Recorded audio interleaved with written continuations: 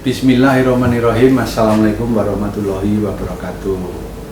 Pada dasarnya Kabupaten Boyolali 5 isu prioritas lingkungan hidup di wilayah ini adalah 1. Sampah, 2. Penurunan ketersediaan air, alih fungsi lahan, pencemaran air, dan degradasi lahan. Untuk mengatasi 5 persoalan ini, saya sudah menyiapkan visi misi. Dalam 10 tahun terakhir ini kita menyiapkan 1. Green City, Water City, dan Smart City. Insya Allah 3 hal ini bisa mengatasi 5 persoalan di atas. Isu pertama soal sampah. Boyolali ini kapasitas sampahnya 266 ton per hari, sementara Pemda itu belum optimal mampu mengolahnya semua. Oleh karena itu dibutuhkan perilaku perubahan sikap dari masyarakat untuk membantu mengatasi sampah ini. Perlu sebuah strategi. Permasalahan sampah ini diatasi dengan 1.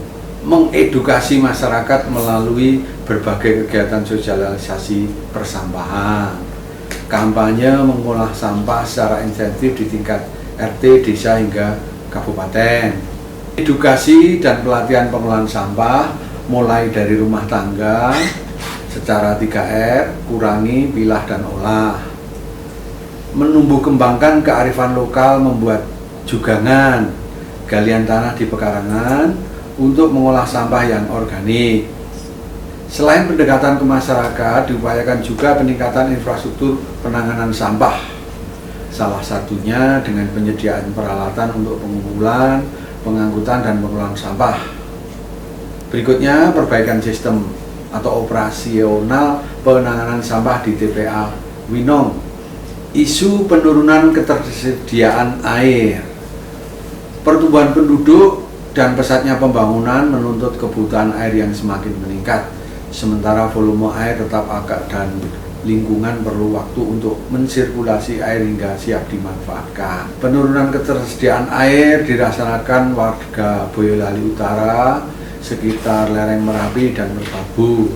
Hal ini dikarenakan kondisi wilayah yang secara hidrogeologis kurang mampu menyimpan air tanah, sehingga menjadikan wilayah ini sering dilanda kekeringan saat kemarau. Hasil monitoring, Boyolali memiliki potensi sumber mata air hampir 400 titik, tetapi sekarang tinggal 333 mata air yang masih lestari, sementara 67 mata air sudah boleh dikata mengering. Ini merupakan peringatan bagi kita untuk segera dilakukan pengamanan terhadap air tanah. One Village, One Product. Gagasan ini sangat menarik. Saya bercita-cita seperti ini, 1 desa 1 embung. Hingga detik ini dalam waktu 10 tahun saya sudah berhasil membangun 150 embung lebih. Beberapa embung yang sudah diolah untuk suplai air bersih, diantaranya embung Musuh, embung Melian, dan sebagainya. Bicara alih fungsi lahan, Orama itu Boyolali yang pro investasi ini tentu saja lahan sawah itu tergerus rata-rata 33 hektar per tahun. Bupati mau berbuat apa? Salah satunya untuk jalan tol, untuk industri, dan lain sebagainya, sehingga memang alih fungsi lahan ini walaupun kita sudah seketat apapun menerapkan undang-undang, tetapi faktanya ya kembali lagi 33 hektar per tahun kita lose. Nah, strategi pengendalian alih fungsi lahan ini dengan perencanaan pembangunan, dan itu sudah kita perdakan melalui nomor 8 tahun 2019, yaitu tentang Perda RT RW. Pengamanan lahan untuk fungsi ekologis. Penyediaan lahan LP2B seluas 16.500 sekian lah. Dan perlu saya tandaskan untuk LP2B irigasi teknis saya bebaskan pajak. dan ini juga kita perdakan sehingga mungkin satu-satunya perda di dunia yang membebaskan sawah dari pajak. Kemudian berikutnya penyediaan RTH publik tahun 2019 dibangun di 7 lokasi, dan perlu saya sampaikan anggaran LH ini yang terbesar di Jawa Tengah, kurang lebih sekitar 42 miliar per tahun. Luas RTH ini sudah mencapai 1.502 hektar. Ini tidak saja di perkotaan tapi juga di desa sudah mulai kita kembangkan. Tahun 2020 masih dalam proses pembangunan 3 taman. Ada Taman Simpang Pengging, Taman Simpang Cimo, Taman Sekar Kedaton, dan lain-lain. Terakhir, isu pencemaran air. Kondisi kualitas air Sungai Cemoro, PP, dan Gandul yang melintas di Boyolali saat ini terpantau dengan status tercemar ringan. Saya garis bawahi tercemar ringan. Dan pencemaran tersebut sebagian besar justru dampak dari kegiatan rumah tangga, peternakan, UMKM, malah kecil dari industri. Limbah rumah tangga dan UMKM sebagian besar masih dialirkan ke saluran umum yang nantinya bermuara di sungai. Demikian juga limbah peternakan sebagian belum terkelola. Strategi untuk mengatasi isu ini, upaya pengendalian pencemaran air. Ada percontohan IPAL biogas limbah ternak dan IPAL biogas tahu, penyediaan IPAL komunal rumah tangga, dan lain sebagainya. Dengan kegiatan percontohan diharapkan bisa menumbuhkan komitmen pelaku usaha UMKM, peternakan, kegiatan rumah tangga untuk berswadaya membangun IPAL sendiri. Upaya ini cukup berhasil. Salah satunya warga desa Seruni mengembangkan arisan IPAL biogas ternak sehingga meringankan biaya pembangunan IPAL biogas bagi peternak. Upaya lain memberikan penghargaan Abhinawa Anugraha kepada industri yang mempunyai komitmen terhadap pengelolaan lingkungan hidup. Hal ini diharapkan bisa memotivasi kegiatan industri untuk berkomitmen terhadap pengelolaan lingkungan. Tahun 2019 penghargaan ini diberikan kepada PT Wika Beton. Isu terakhir, degradasi lahan. Erosi lereng Merapi dan Merbabu mengancam keberlanjutan pertanian tanaman hortikultura karena hilangnya tanah subur. Bukan itu saja, erosi juga mengancam keberlanjutan Waduk Cengklek, Bade, dan Kedung Ombo akibat sedimentasi. Strategi untuk mengatasi isu ini, perubahan perilaku masyarakat petani dengan membiasakan penerapan pola tanam sesuai kaidah konservasi.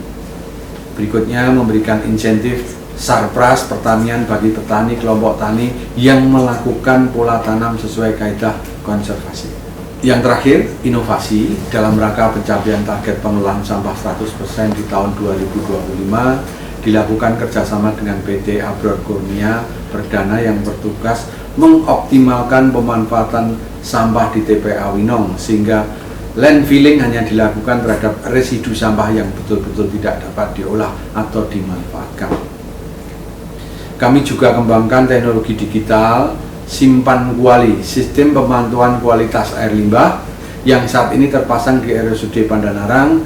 Sistem ini bertujuan memantau kualitas buangan air limbah secara real time sewaktu-waktu sehingga apabila air limbah yang dibuang melebihi baku mutu dapat terdeteksi secara dini. Pengendalian perubahan iklim tidak hanya berkomitmen terhadap isu prioritas lingkungan hidup di Boyolali, kami juga berkomitmen ambil bagian dalam penyelesaian isu nasional bahkan global, yaitu pengendalian perubahan iklim. Setiap tahun emisi gas rumah kaca dihitung dan dilaporkan ke KLHK.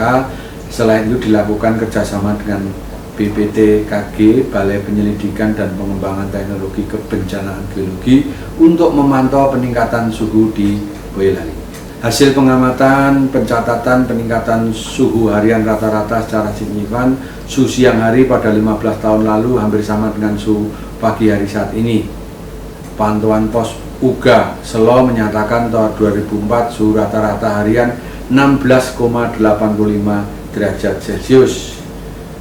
tahun lalu menjadi 18,89 derajat Celcius, meningkat sekitar 2 derajat Celcius dalam kurun waktu hampir 15 tahun. Untuk pengendalian perubahan iklim dikembangkan pemanfaatkan energi alternatif, PJU, energi surya penggerak pompa irigasi, kampung dengan stabilitas mitigasi dan adaptasi perubahan iklim, kampung iklim, desa mandiri energi untuk mengatasi ketergantungan pada energi fosil. Anggaran tahun 2019 sektor lingkungan hidup di Kabupaten Boyolali mendapat porsi anggaran belanja langsung sebesar 42,8 miliar rupiah. Pada kenyataan alokasi anggaran ini belum mampu sepenuhnya mengatasi permasalahan lingkungan hidup. Peran aktif masyarakat sebagai kunci keberhasilan pengelolaan lingkungan hidup di Boyolali. Sebagai penutup, disadari bahwa Boyolali maju dan lebih sejahtera menjadi suatu keniscayaan apabila pembangunan dilakukan tanpa memperhatikan daya dukung dan daya tampung lingkungan. Tak kalah pentingnya ketersediaan data lingkungan hidup yang lengkap, valid, dan update sebagaimana tersaji dalam dokumen informasi kinerja lingkungan daerah menjadi bagian yang penting dalam proses perumusan kebijakan sektor-sektor di Boyolali. Mewujudkan lingkungan hidup yang sehat, berkualitas adalah tanggung jawab bersama. Pemerintah daerah sendiri tidak akan sanggup mengatasi permasalahan lingkungan hidup tanpa peran aktif seluruh warga Boyolali. Maka dari itu, mari tiap warga Boyolali menanamkan cinta lingkungan dan menerapkan perilaku ramah lingkungan mulai dari diri sendiri. Mari kita wariskan mata air dan bukan air mata. Sekian, terima kasih. Wassalamualaikum warahmatullahi wabarakatuh. Bismillahirrahmanirrahim. Assalamualaikum warahmatullahi wabarakatuh. Bapak Ibu yang kami hormati, saya S. Paryanto, Ketua DPRD Kabupaten Boyolali.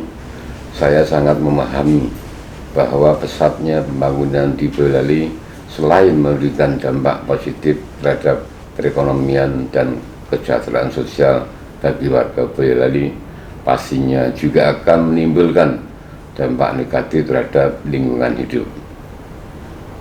Penanganan lingkungan hidup tidak akan selesai tanpa komitmen semua pihak.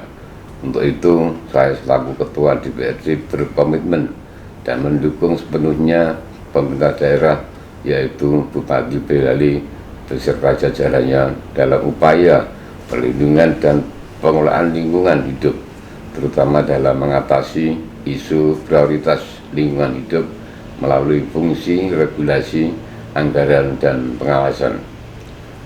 Dalam hal regulasi, setidaknya telah diterbitkan 9 perda yang terkait dengan permasalahan lingkungan hidup. Yang pertama, Perda nomor 13 tahun 2013 tentang pengelolaan sampah. Atas inisiatif kami, perda ini akan diperbarui dalam waktu dekat.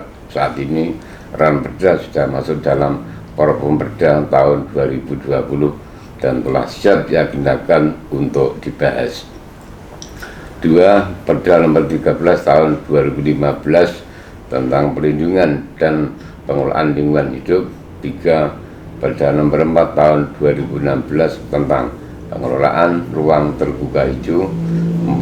Perda nomor 17 tahun 2016 tentang perlindungan lahan pertanian pangan berkelanjutan.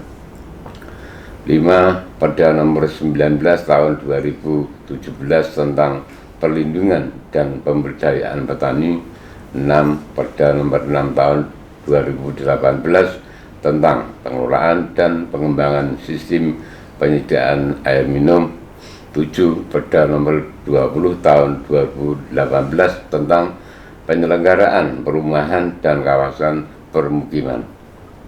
8. Perda nomor 5 tahun 2019 tentang pengelolaan air limbah domestik. Dan yang terakhir, yang 9, Perda nomor 8 tahun 2019 tentang perubahan atas Perda nomor 9 tahun 2011 tentang Rencana Tata Ruang Wilayah Kabupaten Boyolali tahun 2011-2031. Sebagai tambahan informasi, saat ini sedang dalam proses pembahasan Ranperda tentang pengelolaan kawasan rawan bencana Kecamatan Selo, Kecamatan Cepogo, Kecamatan Musuh, dan Kecamatan Taman Sari. Selain dalam hal regulasi, dukungan kami melalui support anggaran khususnya di sektor lingkungan hidup. Total alokasi anggaran belanja langsung bidang lingkungan di tahun 2019 mencapai 42,8 miliar rupiah atau hampir 4% dari total belanja langsung semua sektor di Kabupaten Boyolali. Bahkan untuk perencanaan anggaran kegiatan pada tahun 2021 kami telah menyediakan anggaran tambahan 1 miliar rupiah untuk kegiatan penghijauan atau penyediaan tanaman peneduh mendukung program Green City. Aksi nyata kami di BLD untuk pengelolaan lingkungan antara lain, setiap peringatan hari ulang tahun DPRD Kabupaten Boyolali, kami menyediakan anggaran dan bekerja sama dengan Dinas Lingkungan Hidup mengadakan gerakan menanam bersama masyarakat dan berperan aktif mengkampanyekan kepedulian masyarakat terhadap pengelolaan sampah. Kami aktif melakukan tinjauan lapangan di beberapa lokasi yang berpotensi mencermati dan merusak lingkungan antara lain pengawasan kegiatan pertambangan, pengelolaan sampah di TPA Winong, bakti sosial di daerah kekeringan, dan kunjungan daerah rawan bencana Merapi. Kami Dewan Perwakilan Rakyat bersama pemerintah daerah bersepakat bahwa lingkungan hidup dan pembangunan adalah dua sisi mata uang yang tak terpisahkan yang akan membawa kemajuan dan kesejahteraan seutuhnya bagi warga Boyolali. Terima kasih. Wassalamualaikum warahmatullahi wabarakatuh.